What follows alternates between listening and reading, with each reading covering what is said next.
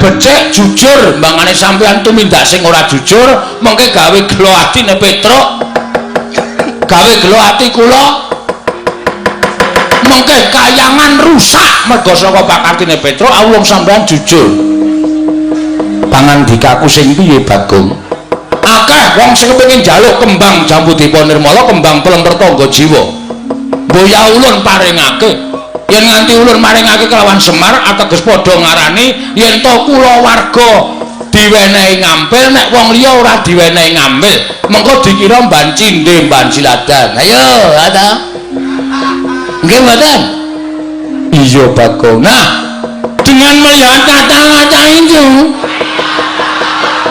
bocah iki omongane kok tekan kaya ngono iki piye ra kanthi niki priksa kalimat kaya ngoten niku kula nggadahi pemanggih lan kula saged menggaris ngandhapi ora tayake menggaris ngandhapi ki apa menggaris bawahi kalimat panjenengan ateges panjenengan boten ajeng maringake wujuding kembang pelemper tangga jiwa kalian kembang Jambudipa Nirmala nggih napa mboten Kakang Rodo kados pundi alah konangan karo genjik siji iki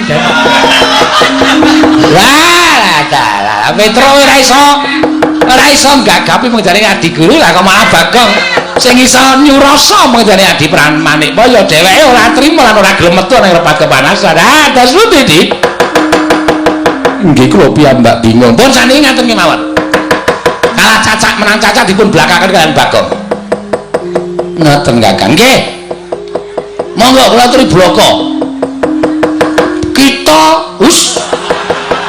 napa ya jenenge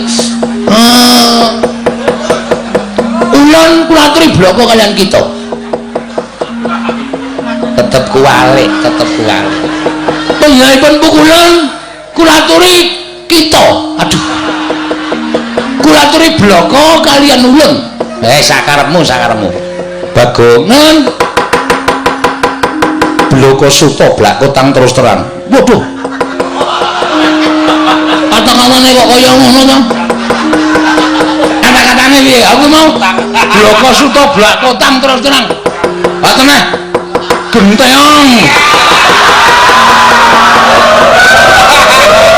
Bagong wong edan ning kayangan ki ora kena saru sing saru ki sapa kok teko wus ana wong saru kok mengiroke blak kotang terus terang kok saru ora prasaja wae nggih yen to Semar bakal nyuwun pelem pertangga jiwa wujuding kembang lan kembang Jambudipa Nirmala yakti Semar nerak pacak nerajang perbatang lho sebabe Semar kuwi titah Semar kuwi titah jare kakang panjenengan Kang Mas panjenengan Sang Hyang sapa mau Ismanto Ismaya Ismaya iya lah padha karo Semar niku uripe ning donya ning jane statuse dheke wong KTP-ne wae kula delok status dewa ngoten niku ateges Semar niku dewa sampeyan aja terus beda-bedake Semar karo panjenengan dume panjenengan dadi dewa teng Kahyangan Suralaya dume panjenengan Semar urip ning Ngadapada terus sampeyan beda-bedake derajate Semar karo sampeyan niku jenenge ora kabeh mongko sampeyan padha-padha putrane modar aku coba ora denge kok dadak omongan ora ya anake sapa ayo anake bapakne sapa empuh Sang Hyang Bathara Tunggal nah Sang Hyang Bathara Tunggal sing biyen jare lahir ceprot wujud ndok nggih to ngerti kaya ngene tak dadar modar kabeh sisa goreng kei Lombok ora ana Bathara Guru ora ana Ismaya ora ana Teja Mantri mlebu ning wetengku kabeh wah cakok nekate kaya ngene lho iki ning kayangan kok nekate sak penake dhewe iki piye tetep ulun ora bakal maringake nek ora gelem maringake Petruk wis diparingi daya kekuatan karo Semar rawe antas malang mesti bakal tak putuk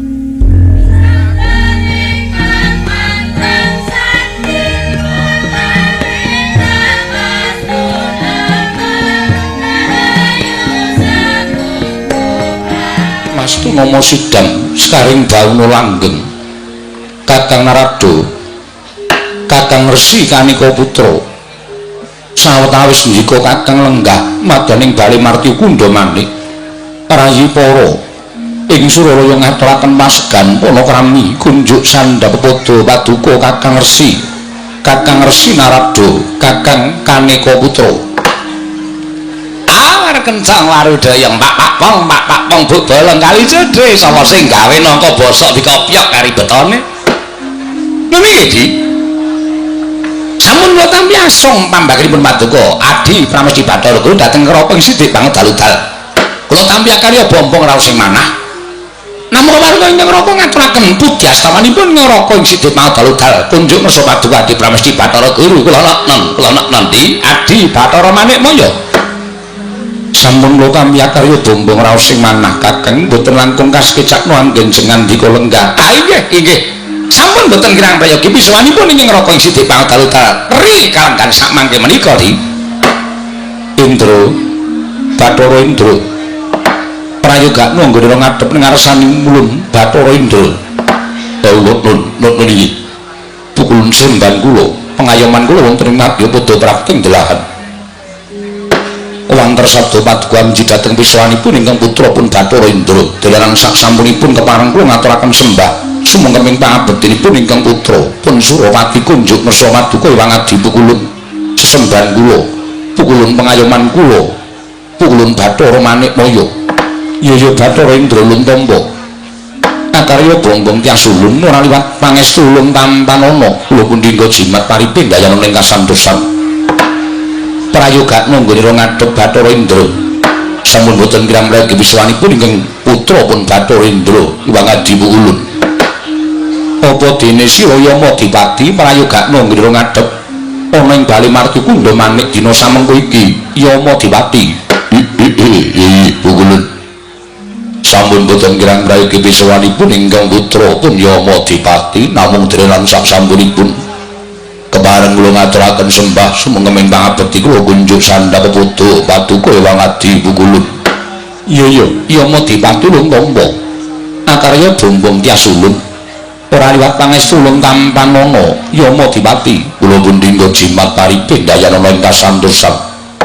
prayoga nggone ngadhep ngarsa ulun sampun boten kirang prayogi Hyang Adi pukulun penyarian prayoga nggone ngadhep ngarsa ulun nggih penyarian kawono nggih Rama pukulun sampun boten kirang prayogi wiswanipun ingkang putra ing penyarian namung kepareng kula ngaturaken sembah sumengkeng pangabekti kula kunjuk sandhapada paduka Rama pukulun kula ngomba karya bombong tias ulun penyarian ora liwat prayoga nggone ngadhep nggih sampun boten kirang prayogi pisuwanipun ingkang putra pun penyarian Hyang Adi pukulun Kakang Narado Kakang Resi Kanika Putra mestinipun adamel kagiat sukaning penggalih paduka Kakang Resi krana riki lenggan menika Kakang Resi wonten timbali ngabiyantara wonten ing bali Marti Kundha Manik monggo menika sanes dinten pepanggihanipun para Jawata wonten ing bali Marti Kundha Manik ewa semanten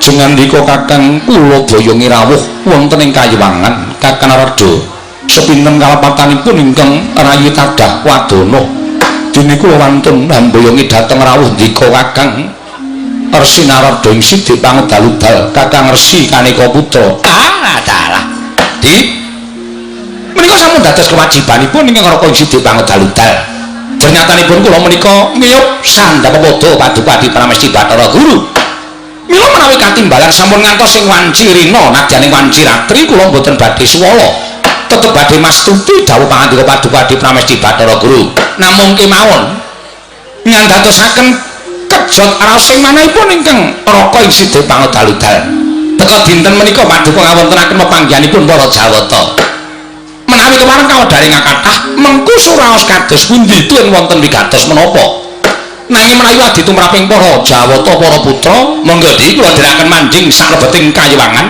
pepanggihan catur netra ingkang raka ing Sidik banget daludal nanging menawi kepareng kababaring kathah keparing ingkang raka ing Sidik banget daludal nganglongaken jangga nilingaken karna mastuti sabda pangandika paduka Adi Pramesti Bathara Guru Adi Pramesti Kakang Narada punapi dadosaken kejut raosing manahipun ingkang rayi kala sampun pinten-pinten warsa miwah pinten-pinten wulan laminipun kayiman katingal tentrem jinem miwah para kawula ugi katingal ayem tentrem ingin sami mapan wonten ing Janaloka.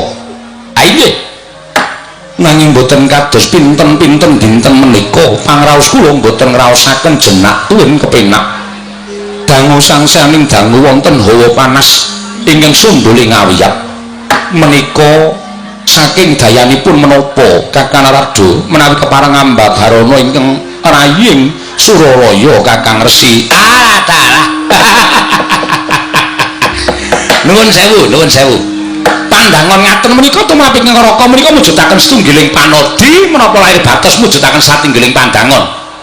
Liripun kados pundi Kakang paring dawuh mekaten? Inggih, mergi. Adi Pramesti Bathara Guru menika dados dewaning para dewa. Ingkang mangreh jagat raya menika paduka Adi Pramesti Bathara Guru. Sampun ngantos kok namung mobah musik ing para titah nadyan kutu-kutu warngatoga kemawon jinaring wonten ing pangawaos paduka. Nanging sabab menapa namung babagan perkawis gara-gara ingkang boten damel jenjem tuwin konjem penggalih paduka teka paduka miji dhateng ingkang raka Sidik Pangudal-udal. Menika naminipun nguyahi seganten. Paduka sampun mriksa nanging badhe nyobi dhateng raka Sidik Pangudal-udal. Mboten Kakang. Ngibaratipun kula ingkang damel cangkriman boten wonten jamak limrahipun. Kula ingkang anyangkrim utawi ambatang cangkriman menika mila Kakang kedah paring dawuh angka kalih. Kakang menika dados kami tuwaning kayiwangan. Nadyan kula menika dados nalindraning kayiwangan nanging boten kenging nilar dhateng kami tuwaning kayiwangan. Dosa menapa ing badhe kula sandhang menawi kula wantun nilar dhateng pangawaos paduka Kakang Resi Narada. Kakang Resi Kanika Putra. Dalah inggih. Menawi kanthi dasar pawadan kados mekaten, kula badhe munjuk atur. Blaka suta blaku tang terus terang boten badhe kula tutup-tutupi. Menawi Adi Pramesti Bathara Guru paring pangandikan kados mekaten, estunipun ugi cocok kaliyan rantamaning manahipun ingkang Raka Sidik Pangudal-udal. Sawetawis dinten menika kula ugi ngraosaken boten wonten raos ingkang sekeca. Tuwin dangu sangsaning dangu Kayiwangan Suralaya wonten daya panas. Mongko sareng kula tilingaken paningal kula boten nyumurupi satunggiling titah ingkang wantun rak pacak nerajang perbatang wonten lemah sangar kayu aeng pandhita tapa ingkang damel gara-garaning kayangan. Mekaten Kakang. Inggih.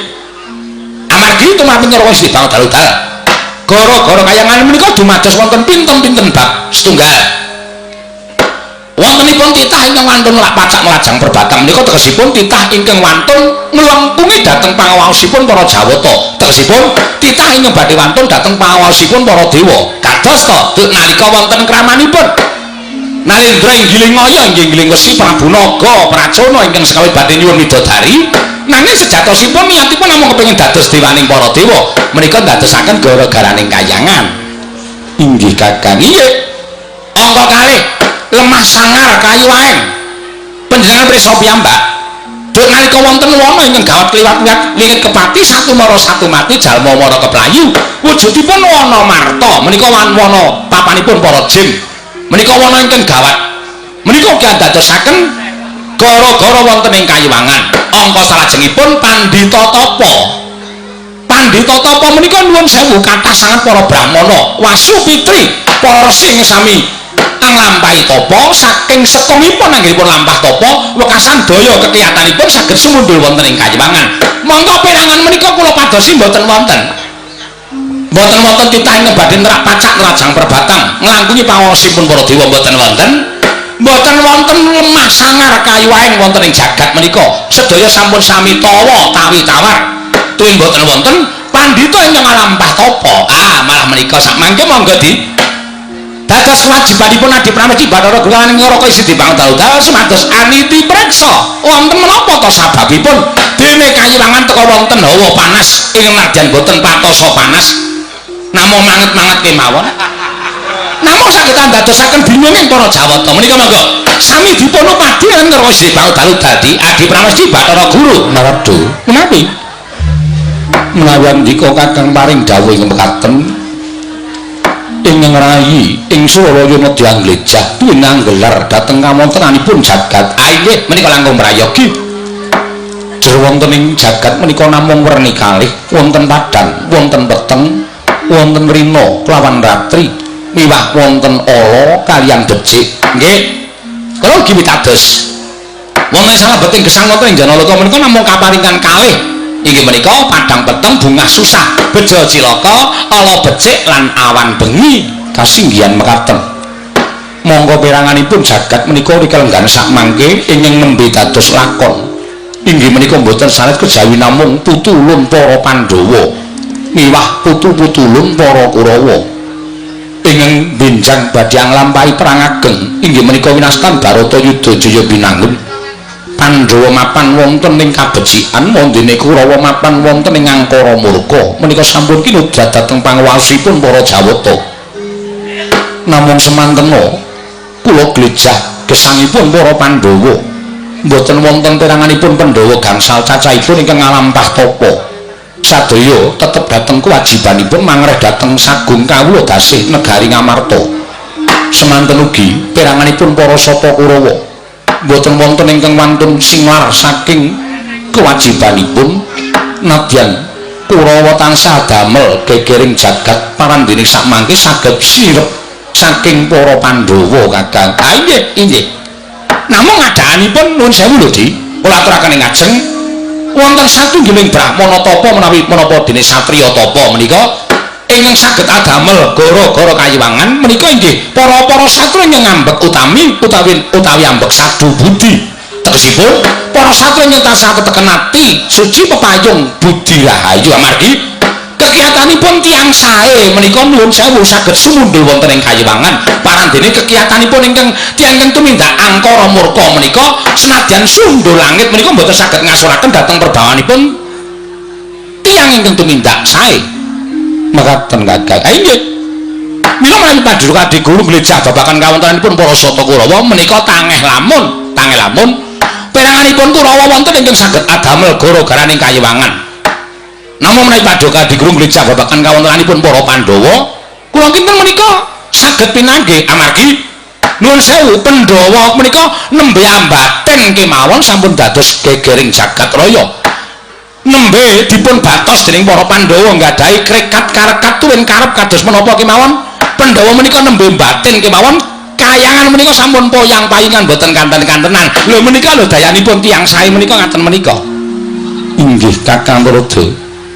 Dayanipun tiyang ing tansah ateteken ati suci pepayung budi rahayu tumindakipun boten nate melenceng saking tumindak ingkang sae, boten nate menggok saking tumindak ingkang bener lan utama.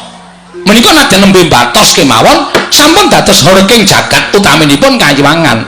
Mila menawi Pandhawa Kadiguru badhe nglejah kawontenanipun para titah ingkang damel gara-gara wonten ing kayiwangan menika sampun ngantos dipun glejah batosipun para Sata Kurawa Duryudana lan sakadang-kadang tuwin serati-seratinipun Narendra Ngastina. Nanging langkung prayogi dipun glejah Pandhawa. Upami Pandhawa menika mangke boten pinanggih. Lah inggih serati-seratinipun Pandhawa menika nggadahi niat menapa? Serati-seratinipun Pandhawa menika sinten? Sunggal Nata Ndarawati menika dados swing para kadang wayah paduka Pandhawa. Angka kalih ingkang Raka piyambak sinten Kakang? Lho kok sinten pripun niki? Panjenengan kok supe karo dulur dhewe menika kok supe menika pripun? Inggih Kakang Ismaya sak anak-anakane menika nadyan derajate ngaceplek menika nadyan wong loro saudon telu saurupan. Nuwun sewu nek Kyai Semar wis duwe niat lagi dadi niat wae iso sumundhul wonten ing kayiwangan nggih. Menika lho Di. Mas Tunama sidang sekaring bawula langgeng. Kakang Narada menawi geger para Jawata kang sami sumewa wonten ing sakjawining bali margi Kundamanik sami alok yen wonten titah ingkang minggah kayiwangan jagat Dewa Bathara boten kanyono-nyono kayiwangan wonten satunggiling titah ingkang sowan monggo sareng kula waspaosaken menika boten pangling Panakawan Petruk kaliyan Bagong Kakang. Dalah kayangan ki paling ora sing sowan ki ya ratu apa pendeta kok cah edan-edan iki dong apa sowanan ing kayiwangan. Lah menika lho Dik kula menika gumun lho ing atasipun namung derajating kawula cilik ning kok mboten kenging daya kekuatanipun bali margi Kundamanik ing atasipun para ratu kemawon menawi sowan wonten ing kayanganipun kedang lakoni poso samboten-botenipun resik air batosipun ajrih menawi kenging walak lah cepira Bagong menika sowan Sang Hyang Bathara Guru kok mboten ndodok mboten laku napa-napa malah tingak-tinguk kaya wong gumun lah napa wonten titah sing wantun ngitungi asta panjenengan nek mboten Bagong ora mboten wonten to mongko ya luput senjata tawa mboten kuwat kan panjenengan Gong iki kayangan le ha iya aku kok ora mlaku ndodok iki pukulan Sang Hyang Bathara Guru iki sembaning para titah weh kuwi guruan heeh kok murid rong teko Bathara Guru wah mencorong sandangane ya Truk saka Mutiara Jamrut Ergeni kowe nedal Mutiara siji kae saka nggo urip 7 turunan dadalke Truk aja ora wani kok dadalke ora malak ning lho kok malak piye tangane papat ya Hyang Ulun Bathara Guru tangane papat wah nek ado suwe kuwi mergane keleke ning ngosoki papat tenan ora Petro wonten dalu Bugulun kita sowan yo kena ning Suralaya ning mbok yo sesuk meniki nek sowan ki ijen ora kan dadak kejak Bagong wah lah para dewa ora ora kajen musuh Bagong nek carane kaya ngene iki ayo Hyang Ulun Bathara Guru kok deneke keleke papat monggo ulun ki ndereke panjenengane wis mangabat-abat rong tau wani karo Hyang Ulun maneh moyo lha kok iki bocah iki jare kawani karo Sang Hyang Ulun maneh moyo ki adalah terus iki tepopo wong e jare ayo wong ayo kok omonge tanpa pedhot Hyang Ulun Bathara Narada weh iki wae sing sok diomongke bapak kae lho wah lagi iki aku weruh heeh kaya jok dulu jok kowe pahit Bagong aja sembrono ora indak mutar kowe kowe lho gedhe aku kowe ora ngawur kok kowe iki konjur arep nang kayangan arep ngawur ora ana kawan wonten dawuh Bugulun aja kladuk wani kurang geduga Bagong dalem kita aja rame aku pawita kowe kuwi hah lah kok muni wita aja rame kita iki kowe aku kita berarti aku nek munggah kayangan jenengku ganti kita ora ya tetep Bagong ning celuk-celukane nek nyebut kowe iki kita wah ngerti ora melu aku mumet aku nek carane kata-katane iki beda karo nggone dhewe Bagong ulun isih gedhe palimarma ulun marang jeneng kita aja gawe gegel mengko mundak kita kena walap aluweh kowe kuwi lho kita jare Bathara Guru kok ulun iki ora rampung-rampung perkara cah mocap petuk siji iki ulun ki aku nah berarti ulune loro to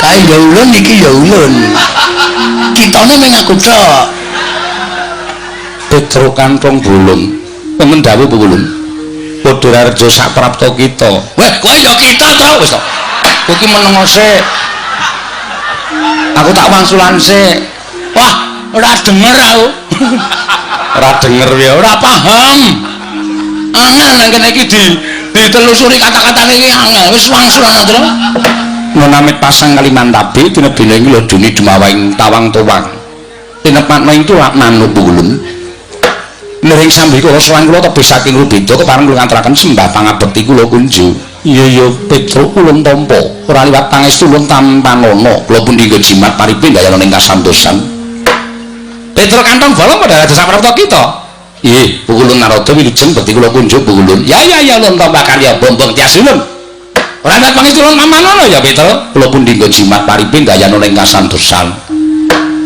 Pono kawan Bagong padha aja saprapta kita inggih Bugulun kita sowan ing Sambikala kepareng kula ngaturaken bekti kula kunjuk ngersanipun paduka ulun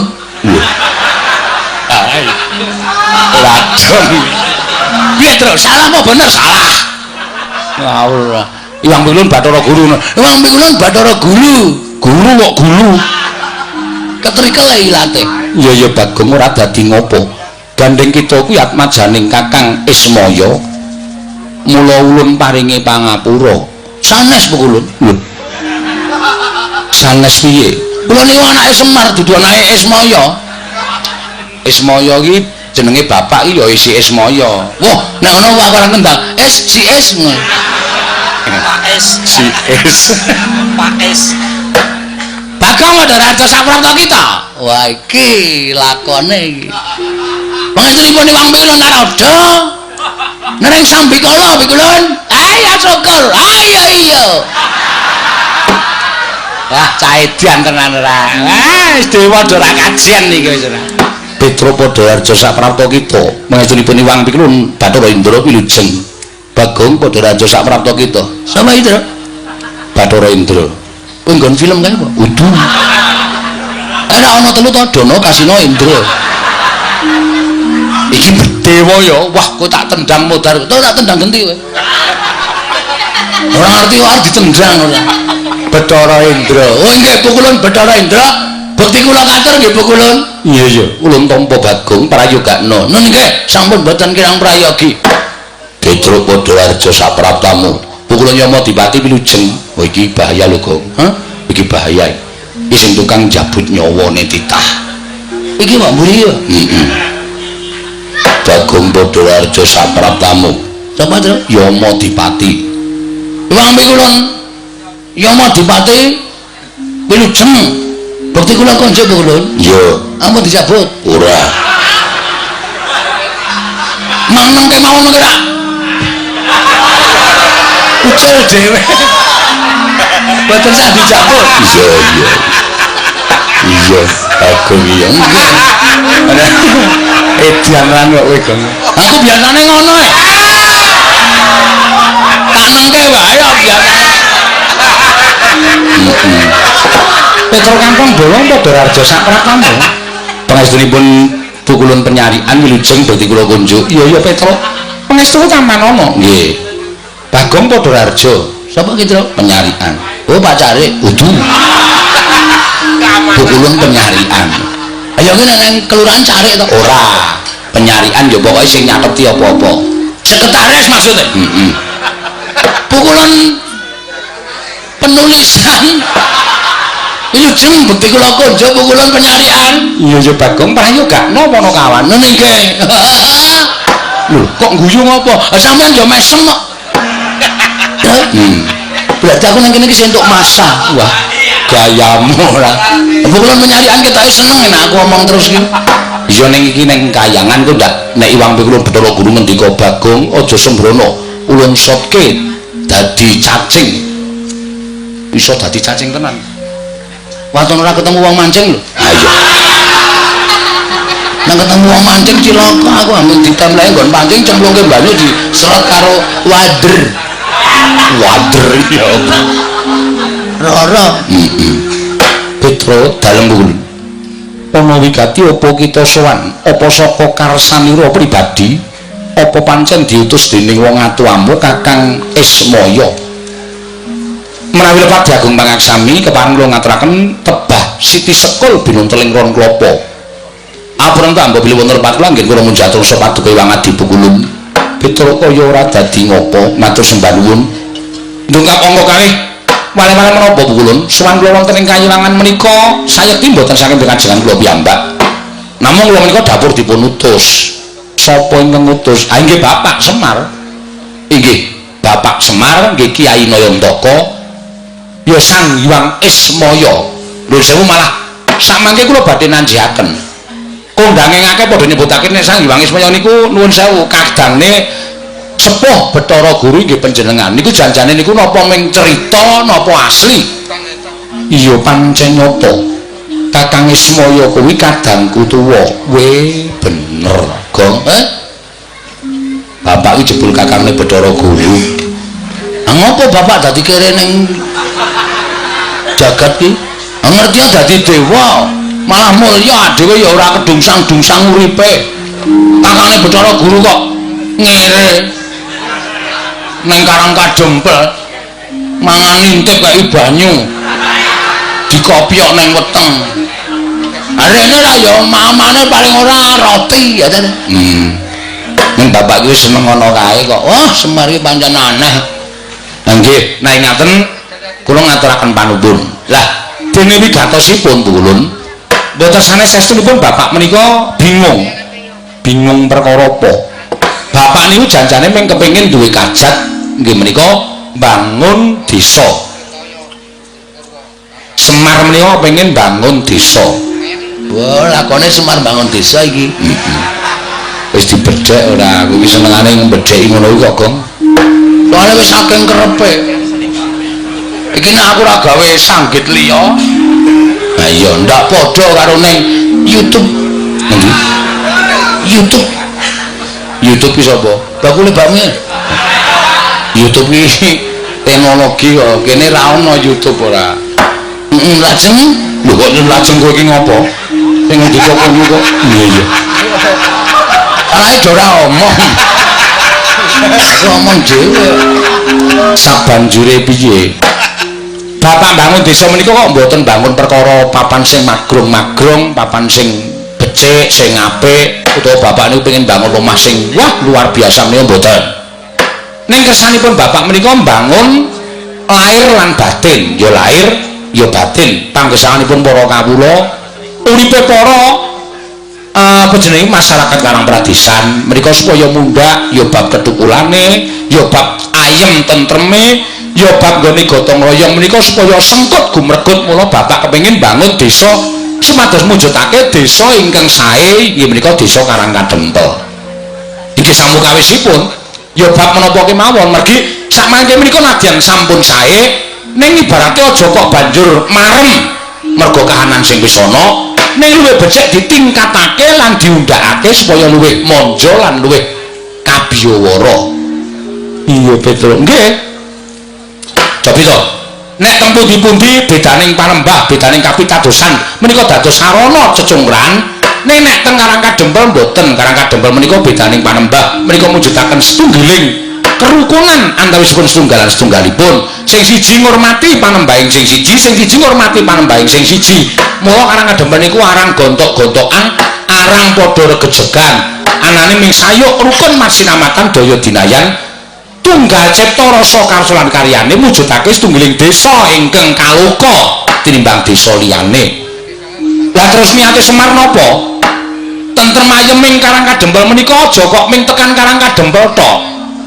sing jeneng napa-napa niku isone gedhe niku apike saka cilik mengko nek ujug-ujug gedhe niku terus jeblok ngoten iya Petro nggih mula saka cilik sing jeneng arep tekan dhuwur niku ya alon-alon le munggah aja terus mencolot mengko nek kepleset dak malah gegeblak malah ora apik lah niki gandeng Karangkadempel niku wis apik digawe apik meneh supaya desa kiwa nang tengening Karangkadempel niku padha kepengin tentrem kaya Karangkadempel terus tiru-tiru supaya kiwa tengening Karang Pradesan Karangkadempel menika padha kepengin tentreme kaya Karangkadempel terus melok-melok sing dikersake bapakne Semar ngono Petro nggih lah ning bareng wonten niku kula sarujuk kula mathuk kula cocok ning kok terus Semar kendel mawon bapak niku meneng mawon lah terus kula jawil jane ngopo Pak ana bab sing abot apa piye nek perkara Prabeya perkara Brana Picis dibutuhake mengko aku tak matur ndara-ndara Pandhawa mergo bapak iki dadi pengayomaning Pandhawa bapak iki dadi panakawaning Pandhawa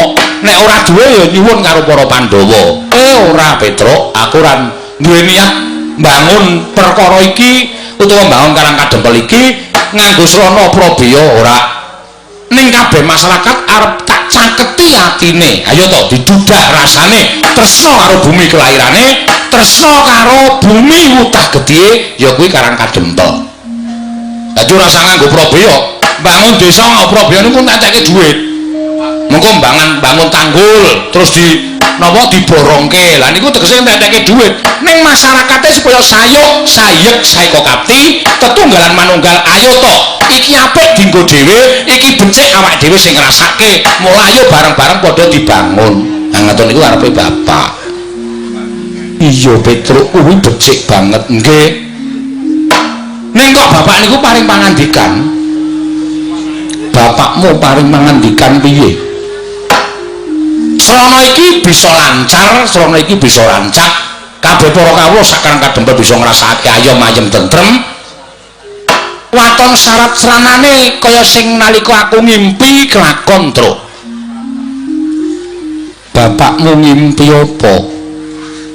Bapak niku ngimpi methik Sekar Jambu Dipa Nirmala kalih Pelem Pertangga Jiwa.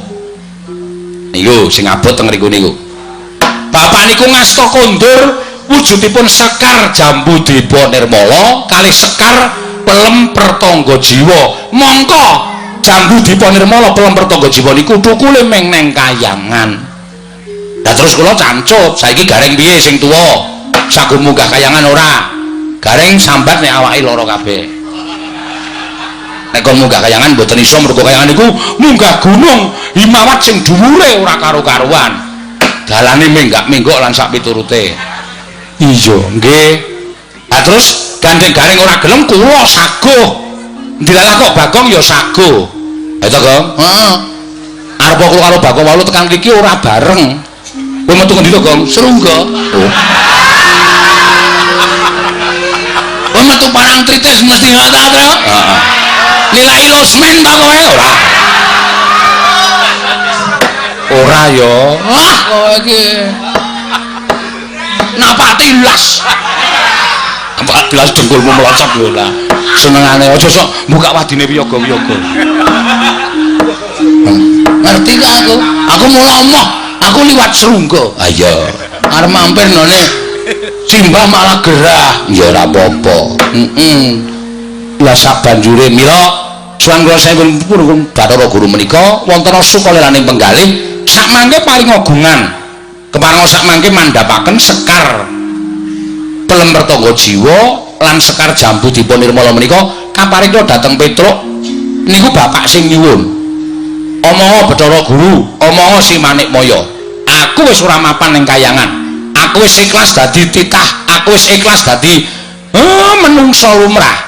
Nek nganti Bathara Guru kok ora menehke kembang Jambu Dipa Nirmala, kembang Pelem Pertangga Jiwa, aku sing arep munggah ning Kayangan. Bathara Guru njaluk tak warik mripate. Ngoten niku. Ya, Gong. Ora aku ora krungu kok. Ajar lho kowe. Ora ana kata-kata ngono ki ora ana. Kowe senengane nambah-nambahi ya, Truk. Oh, bapak iki wong sopan wadake ora ana kata-kata kaya ngono kok. Apa bapakmu ngendika kaya ngono? Jane mboten. Iki namung kula kemawon supados suasanane rada tegang ngoten lho. Pripun? Dipun paringaken apa mboten? Nek diparingake dina niki ajeng kula boyong kali Bagong, dene ora. Kula kaparingan Purbawasesa. Terus kene maju tak sebul bumbunamu. Nek wis tak sebul bumbunamu, kowe munggah ning Kayangan. Nek guru ora meneke kembang Jambu Dipa Nirmala, kembang Pelem Pertangga Jiwa, kowe ngamuka ning Kayangan. Ora ana sing iso menang karo kowe. Arep Manikmaya nggunakake cis Trisula, guntur geni guntur angin, ora bakal iso ngobong awakmu, ora bakal bisa tumama ning awakmu. Nah, nuwun sewu mula bengi niki kula rada gleleng. Lah niku wis disebul bumbunan kula. Kula mboten ajeng pripun-pripun. Upama panjenengan ndawake guntur geni guntur angin, nek kula ora apa-apa, ning mang dawake Bagong. Bagong dereng disebul bumbunane. Wah, semari banci ndek banci ladan. Iki kok sing dadi korban aku ngono. Kowe wis disangoni daya kawijayan karo bapak, aku blas e. Engko nek ditamani cis Trisula sing modar kowe, modar nang kene. Aja kuwatir Bagong, wong mati ning Kayangan ki njujug swarga. Wis Truk kowe bali dhewe. Aku tak mati nang kene. Aku ngendikane Bathara Teka iki, hus. Anu Bathara Antarada iki nek mati ning Kayangan ki bakal munggah swarga. Wis kowe ning neraka tak idiak sirahmu. Ramit ya, Truk. Sing ngomong sapa wong mati ya didelok ala becike, nek ala ya nyemplung neraka, nek becik ya nyemplung swarga. Ora ana kok mati ning Kayangan jujuk swarga iku dapusi Bathara Antarada. Wah, asem e. Ora tanggo jog lho. Agene pancen trembelane kok iki. iki Bathara Antareja iki kami tuaning kayangan ora dijak-jok. Aja ora, ayo aja ya wis. Ngono kok geger ora. Ngono Petruk nggih, nyuwun pangapunten. Namung sedelo kemawon. Mangke menawi sampun paripurna dipun damel srana syarat inggih menika wujudipun pambangunipun padukuhan topat desa Karangkadempel. Badhe kula konduraken upami dipun paringaken dhateng Bapak malah Bapak matur nuwun. Syukur kinarya pusaka wonten ing Karangkadempel pukulun. Kakang Rodo kados pundi Kakang? Landara dase tadi. Apa sing kula aturaken sekawit kala wau jebul wonten nyatanipun. Kula njatuh Paduka Dipati Bathara Guru nek Pandhawa ora duwe niat apa-apa ya kiwa tengening Pandhawa serati ning Pandhawa. Lah dalah nyata. Petruk sowan njaluk kembang Plempertangga Jiwa kembang jambu Diponirmala. Monggo Purbawarsana Asta Paduka Dipati Bathara Guru dipun paringaken menapa mboten? Nek ora diparingake ya kudu bisa nundung Petruk nek diparingaken ya menika langkung sae jan nyatanipun ingkang mbetahaken menika Semar Badranaya Kakang Semar Nayantaka mriki kadang paduka sepuh piyambak. Inggih Kakang. Nanging menawi kula paringaken sakmangke menawi kawanguran dening para titah sanesipun tan wurunga kinten kula menika dewa ingkang bancindhe banjiladan. Liripun sampun kathah ingkang badhe nyuwun sekar Plempertangga Jiwa miwah sekar jambu Diponirmala. Mboten kula paringaken nanging sareng kula warga kula piyambak ingkang nyuwun tumunten kula paringaken. Menika mangke dados alok ing para titah mapan wonten ing Janaloka Kakang. Wis monggo. Ning kudu ngati-ati lho, Di. Ngati-ati le atur mangsa lan Petruk Kantong Bolong. Nek nganti panjenengan sisih gone paring pangandhelan Petruk Kantong Bolong arep apa-apan bocah iki bocah lantik. Batur niki batur sing pinter. Mengko ndak kriwikan dadi grejekan gegeyon dadi tangisan ndak kayangan digojak-jakan dening para Panakawan. Petruk dalem ulun bakal maringake ya kuwi wujuding sekar Plempertangga Jiwa lan sekar jambu Diponirmala. Estu ulun iya Petruk. Nanging kuwi becik gandeng sekar mau kudu dipethik sarana ulun pribadi ingkang methik. Mula kula ngenten ana ing repat kepanasan. Oh nggih. Sawise kita mapan ing repat kepanasan, mengko ulun merpeki lawan jeneng kita. Kita bakal ulun paringi wujuding sekar Plempertangga Jiwa sekar jambu Diponirmala. Oh nggih, siap. Nek panjenengan kaya ngoten kula niku mboten badhe andhuwa marang Pakewan Paduka Uwang Guru Bathara Guru mboten. Nek dipun dawuhi nenggo wonten ing repat kepanasan sendika kula tak mundur saking Batulaya utawi Bali Martikunda maneh. Ngentosi sak bibaring peping pepanggihanipun para Jawata kula ngentosi rawuhipun Iwang Pikulun Bathara Guru. Iya, Panakawan Petruk. Menawi ngaten nyuwun pamit Pukulun madal pasilan sing ati-ati aja kaya bocah cilik. Pukulun rada kula nyuwun pamit. Petruk sing ati-ati. Pukulun Bathara Indra kula nyuwun pamit. Ya Petruk sing ati-ati. Pukulun Yama Dipati kula nyuwun pamit. Ya Petruk sing ati-ati. Pukulun Menarian kula nyuwun pamit. Ya Panakawan sing ati-ati. Sampun Pukulun kula nyuwun pamit ngentosi wonten ing repat kepanasan. Iya Panakawan sing ati-ati aja kaya bocah cilik. Panakawan Petruk. Kakang Rada menawi Petruk sampun kersa mundur. Lah menika kok kadangipun Petruk Bagong tasih mogok-mogok wonten ing mriki. Lah dalah iki bocah iki arep ngapa ya? Bagong kita iki Petruk iki wis metu nang repat kepanasan kok kowe kita durung metu iki piye? Metu kok dipeksa. Lire piye kita ora gelem metu? Lah ati kula kok ora kepenak ya? Ora kepenak perkara apa Bagong?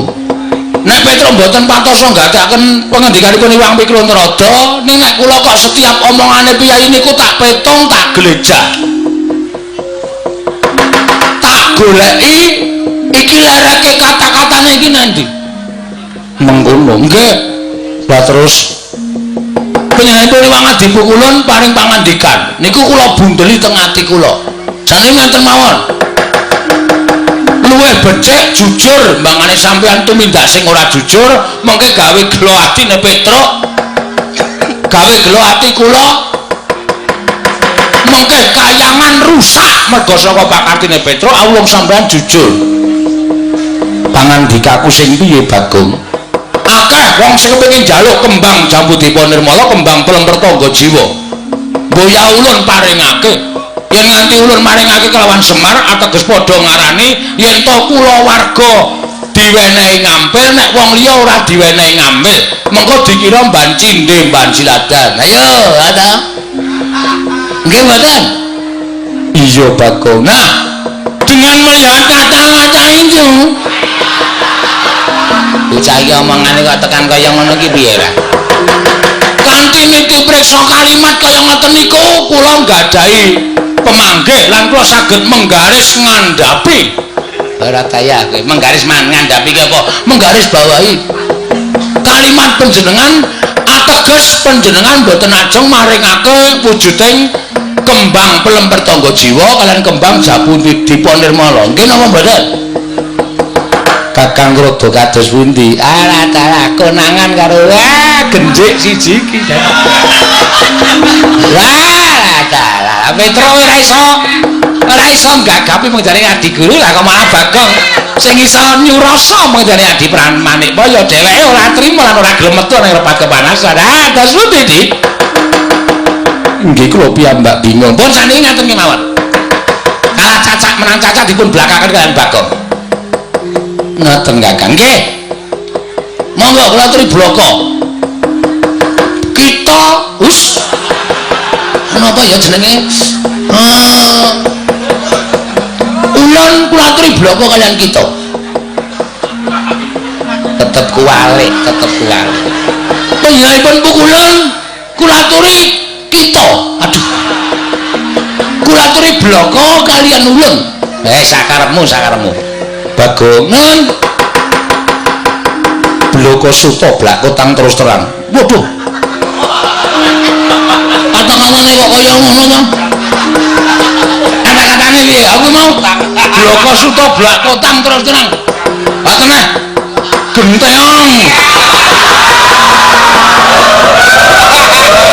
Bagong wong edan ning kayangan ki ora kena saru sing saru ki sapa kok teko wus ana wong saru kok omongin kok keblakotang terus terang kok saru ora prasaja wae nggih yen to Semar bakal nyuwun pelem pertangga jiwa wujuding kembang lan kembang jambu dipunirmawa yakti Semar nerak pacak nerajang perbatang lho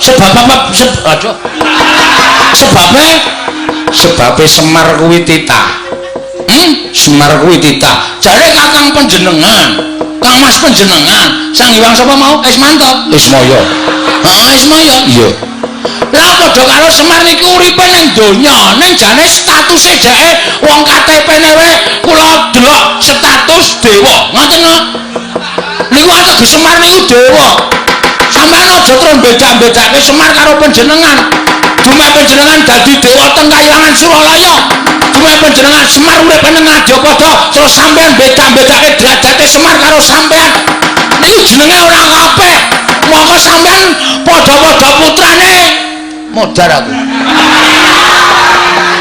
coba ora denge kok dadak omongan ora ya anake sapa ayo anake bapakne sapa empuh Sang Hyang Bathara Tunggal nah Sang Hyang Bathara Tunggal sing biyen jare lahir ceprot wujud ndok nggih to ngerti kaya ngene tak dadar modar kabeh sisa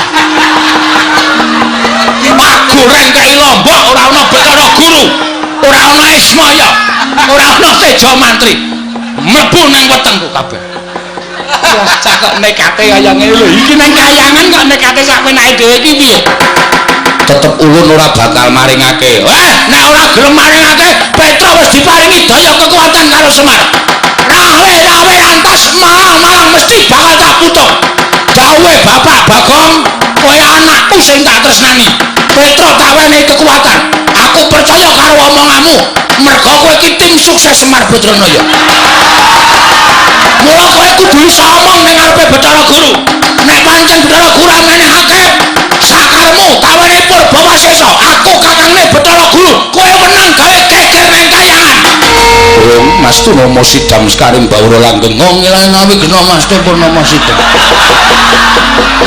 Mas Hyang jagat karo Sinang Tandha kawisane dina panjang kunjung kasih lan jeneng nggih negari iki ditengake iki malah janturan iki ngapa saiki wah wong ilahe iki sebutaning para dewa aku ya iso ngono wong ilahe Sekaring bawana langgeng Sekar mayang wah isih kelingan lagune Gomblo kowe lah pukulan tepang kali Gomblo sembuh ora caturan ora aku ngerti lagune lah iki sapa iki Bathara Indra ngati-ati ya nggih ngati-ati nek musuh liyane kita kena sembrana ning bocah iki ndugal kewarisan ngerti to kowe kedadiane Bagong iki saka sapa mula Bagong kuwi ndugal kewarisan ora luput senjata tawa ora tau kena walat ora tau kena apa-apa mergo Bagong iki dumadi saka ayang-ayangane Semar weh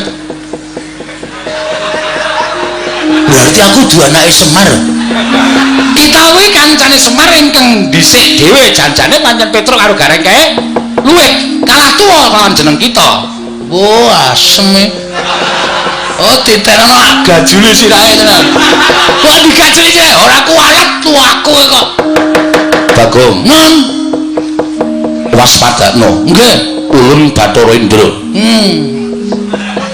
ulun putrane Bathara Guru ingkang angka catur angka papat iya mbarepe sapa lho perkara mbarep karo ragil kuwi dudu perkaramu putrane Sang Hyang Manikmaya kuwi pirang-pirang cacahe persasat Jawata iki putrane panjenengane kabeh wah edan luar biasa ora kabeh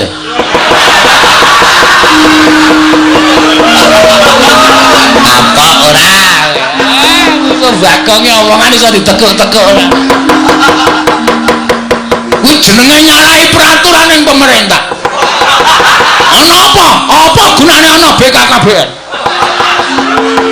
penyuluhan kena ngapa Bathara Guru anake pirang-pirang kuwi teges ora iso dadi patuladaning para titah dene dawuh karo para titah cukup dua saja apa itu iki kok anake sing ngomong papat Sendra iki gak ditonyo ngono wae malah sekarang kok aku ditonyo aku tiba ndene ngenengi teko tumplak kabeh ora dojok kabeh semono wah lah trondowo tenan iki wah sumuk malah aku gagas Bagong malah kengetku drelelan ora karo-karuan Bagong kita aja wani karo Kanjeng Rama Pukulun mergane Rama Pukulun lho Rama Pukulun ramamu apa piye memang adi Pukulun tumindake ora jujur akon karo Petruk nunggu nang jaba ning jebul panjenengane arep brenjani karo Panakawan Petruk monggo Petruk iki kakangku sing dikongkon karo bapak ki werna loro anake Semar siji Petruk loro Bagong nek Petruk ora dong kalimate utawa pengendikaning para dewa Bagong sing iso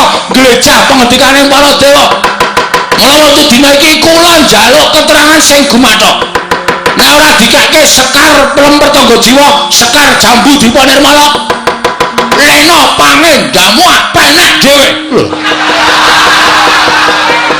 dipenek dhewe apa enek wae aku kulino nyolong nang penek tayok gogrok kabeh kembange aja ngawu gawan ngawur ya wis men yen kita wani kan para dewa tegese kita bakal cepak pati kita Bagong pancen kuwi sing tak gayo urip ngopo bentino mung bayar kreditan wae esuk 2000 awan 2000 sore 2000 uripku ki wis rekoso cidok wae tak kredit kok lah cidok gak dikredit yo bangetan lah ya men karepku sedang rusak urung lunas aja wis ngrekoso malah uripe kita metu njaba tunggu ning repat kepanasan mboten kula nutup ajeng nyuwun keterangan diparingi napa mboten yang diparingke kayangan ayam ayam tentrem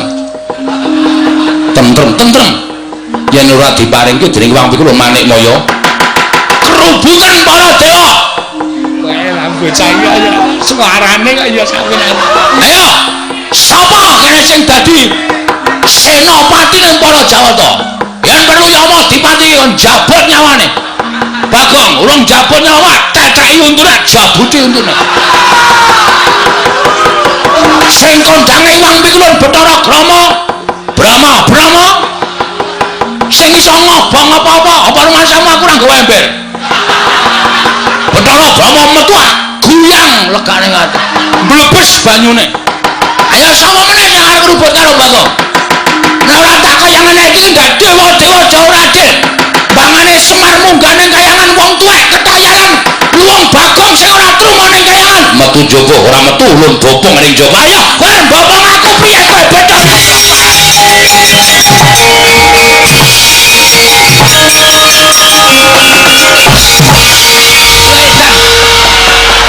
bali meneh ki piye Endra iki merucut ki piye apa mukaman kowe ayo lenggange tak keslok aku brojol dhewe ayo Bagong sepeleke cah dedoya nek men digendong ya aku digendonge sok tak tibake dhewe saking kesele kono rono kono pegel aku weh ya mati-mati wae Bagong gendong dadi pundi laman ing Kayuwangan di namun sejatosipun menapa paduka dawaken menika yeksosipun namun badhe mbabar dhateng swasana ing mboten sae mesinipun paduka menika paring malilah dhateng Petruk ambaya wujuding Sekar Pelem Pertangga Jiwa lan Sekar Jambu Dipa Nirmala inggih Kakang nanging kula nggadahi pemanggih sanes pemanggih dasuni Kakang Semar anggenipun badhe mbangun Karang Kadempel menika kuwatos sing manah kula ngembari dhateng Pangwaos Ulun Kakang lah panjenengan menika senganipun nggadahi raos sing mboten sae dhateng Kakang Nayantaka lah cobi to namung derajatipun desa kemawon lha kok badhe ngembari dhateng Pangwaos paduka Adi Pramesti Bathara Guru menika ora mokal kelampanipun nuwun sewu sampun kathah para titah ingkang sumuya dhateng Kakang Nayantaka menawi ngantos malih panembahipun lajeng sami manembah dhateng Semar tumuntun lirwa dhateng panembah kelawan panjenengan ulun menapa boten nami menika ngrisak dhateng Kayuwangan mboten malah Semar menika ingkang tansah nuntun dhateng para titah supados tansah manembah dhateng panguwasaning Dat Kang Murwedat mboten nembah lan panjenengan nanging manembah dhateng murbaning Hyang Mahanasa inggih Sang Hyang Dat Kang Murwedat tegesipun Gusti ngakarya loka mekaten Kakang nggih nanging tetep kula mboten mathuk miwah kula mboten rujuk menawi paduka Adi kula mboten mathuk kuwi mboten rujuk menawi badhe kelas menawi kaya menika mantu badhe ngrusak dening Panakawan kula ingkang badhe panggi dhateng Petruk kalawan Bagong namung saderengipun Kakang Narada latri ndawi dhateng para Jawata inggih supados munduraken Petruk lan Bagong syukur bagi menawi Petruk lan Bagong kasoran mengsah para Jawata kula mboten badhe ketayalan manggi Petruk lawan Bagong nanging menawi para Jawata mboten kewagan nandingi Panakawan kula aturi matur dhateng ingkang rayipun Jatimurti kula ingkang badhe paring wangsulan dhateng Panakawan kekalih menika Kakang inggih monggo lajeng sasampun menika kula ingkang badhe mandhap wonten ing Janaloka kersanipun niti priksa dhateng kawontenanipun Kakang Nayantaka menawi saged badhe kula imutaken sampun ngantos ngembari dhateng Pangwaos Ulun nanging menawi boten saged kula nuwun sewu paripaksa kula mentawa dhateng Kakang Ismaya ladalah panjenengan menika senengane ngurupake geni memungsuhan dhateng Kyai Semar Badranaya inggih monggo ning nuwun sewu lho nerada tunggak waru tunggak dadap tegesipun menapa Kakang menawi wonten menapa-menapa kula mboten melu-melu kula mboten melu nggarap kula semanggaken ala becik bener luput panjenengan kedah nanggel inggih Kakang Narada inggih kula semanggaken penyarian kula wonten timbalan ngadawu budaya kang padha sibu jeneng ulun medya mudhun saka ing sira kandha waru binanggun manjing telenging Suralaya ana nang istangan dawuh nama dal pasilan sing ati-ati aja kaya bocah cilik penyarian